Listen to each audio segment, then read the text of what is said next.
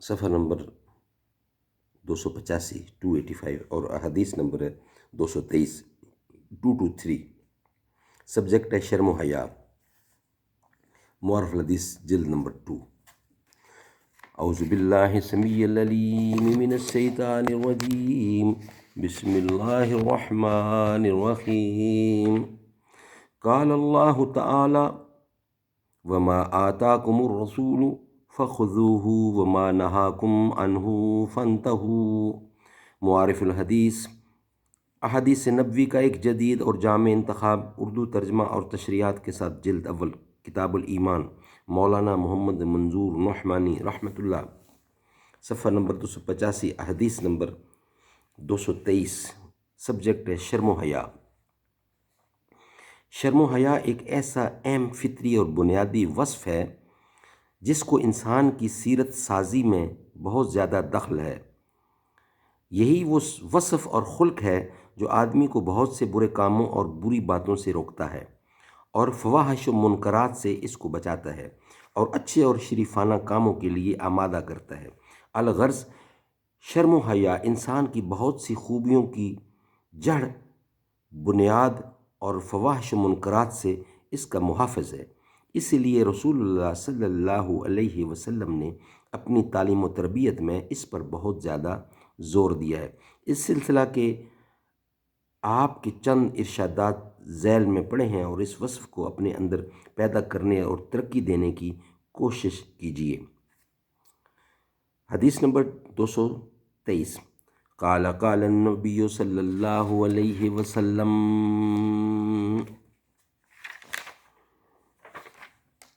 صفحہ نمبر 285 اور 286۔ حضرت زید بن طلحہ سے روایت ہے، وہ نقل کرتے ہیں کہ رسول اللہ صلی اللہ علیہ وسلم نے فرمایا کہ ہر دین کا کوئی امتیازی وصف ہوتا ہے، ہر دین کا کوئی امتیازی وصف ہوتا ہے اور دین اسلام کا امتیازی وصف حیا ہے۔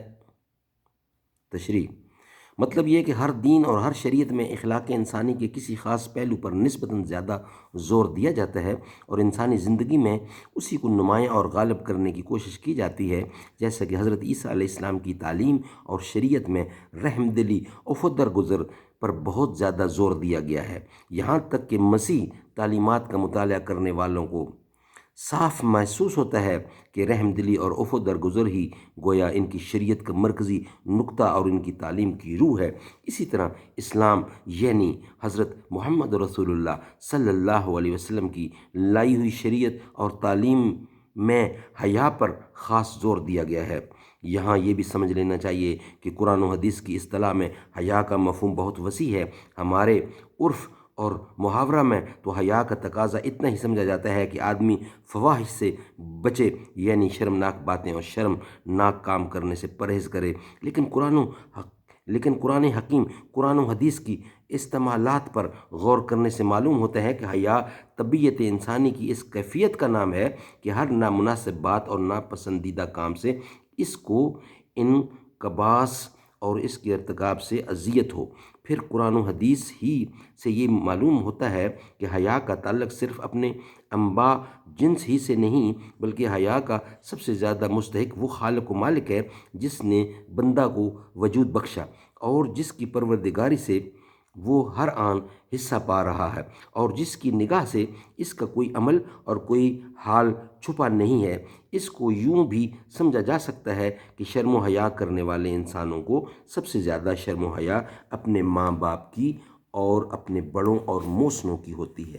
ظاہر ہے کہ اللہ تعالیٰ سب بڑوں سے بڑا اور سب محسنوں کا محسن ہے، لہٰذا بندہ کو سب سے زیادہ شرم و حیا اسی کی ہونی چاہیے، اور اس حیا کا تقاضا یہ ہوگا کہ جو کام اور جو بات بھی اللہ تعالیٰ کی مرضی اور اس کے حکم کے خلاف ہو، آدمی کی طبیعت اس سے خود انقباس اور اذیت محسوس کرے اور اس سے باز رہے، اور جب بندہ کا یہ حال ہو جائے تو اس کی زندگی جیسی پاک اور اس کی سیرت جیسی پسندیدہ اور اللہ کی مرضی کے مطابق ہوگی۔ ظاہر ہے اس حدیث کو امام مالک نے موطا میں زید بن طلحہ تابعی سے مرسلاً روایت کیا ہے، یعنی ان صحابی کا ذکر نہیں کیا ہے جن سے یہ حدیث زید بن طلحہ کو پہنچی تھی، لیکن ابن ماجہ اور بہقی نے اس حدیث کو اپنی سند کے ساتھ رسول اللہ صلی اللہ علیہ وسلم کے دو صحابیوں حضرت انس رضی اللہ اور حضرت ابن عباس رضی اللہ سے روایت کیا ہے۔